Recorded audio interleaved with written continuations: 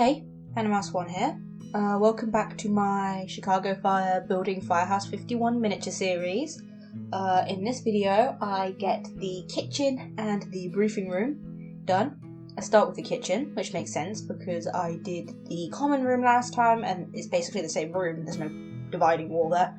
I am starting out by making a lot of walls though, because I need to build the slight inlet where the fridges and that are, so yeah. To work out what this area looked like, I used the set tour that Cara Kilmer did a few months back. It was for the One Chicago Day thing. She did a full set tour, which is super useful with doing the kitchen because she looked quite extensively at the appliances and stuff. Apparently only the fridge works. So yeah.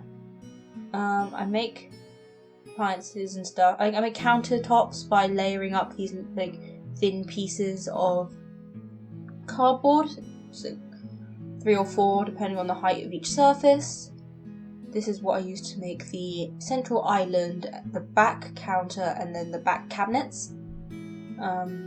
These are just pieces of cardboard which I then cover over with scraps of tissue, and yeah, just glue those down.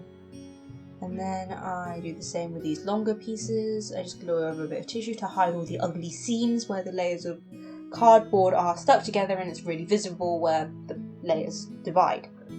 So yeah, I'm here making all of that nice and neat as such. I cut off the excess and then I paint everything a nice silver. Just this metallic silver colour. Because all these surfaces are metal, obviously that's why I'm painting them metallic. Of course I need to point out all the extremely obvious details because it's me. So yeah, just painting over everything. And then for the walls I use a slightly muted down cream colour to match the rest of the surfaces. I also make a coffee machine which will sit on the central island. This is huge compared to the rest of the pieces, but I just thought it would be a nice cute piece of detail and I wanted to add something, and the coffee machine is a pretty prominent feature of this section. I make an L shape and then I use paper mache to create the actual coffee pot sort of thing. It's really simple but it does the job. I make a square with scraps of card.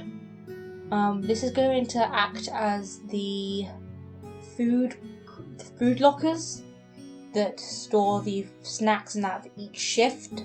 So it's divided into 3, first shift, second shift, and third shift, and then there's snacks, or in some cases Otis's small robots get stored inside of it.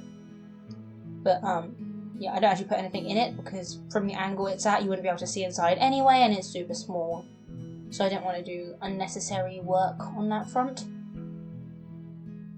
Then I use the same technique for the counters to make mini fridges, which I paint white. And I make 2 little yellow doors, which are just rectangles of card, as such. Getting almost as much paint on my fingers as I am the actual model, but still. I then start gluing in all of the pieces as such. I just stick everything down and try and make everything line up to the actual piece. I do take some liberty, but the entire floor plan's slightly off, so wouldn't really expect it to be perfect. I put the locker in and the 2 fridges I put in as well into this little alcove section here. And then I divide that off from the rest of the kitchen using this short scrap of wall. Then I put in the countertops and cabinets and the island piece in the middle, including the coffee machine. And then I stick down the doors, the side door that leads to the outside, and a small scrap of wall which connects that to the common room. Then I blend all these pieces together using scraps of tissue. I then paint a large portion of this wall orange. This is because I want to do the briefing room next, and once I stick the wall in, there's no way I'm getting my paintbrush in there without screwing everything up.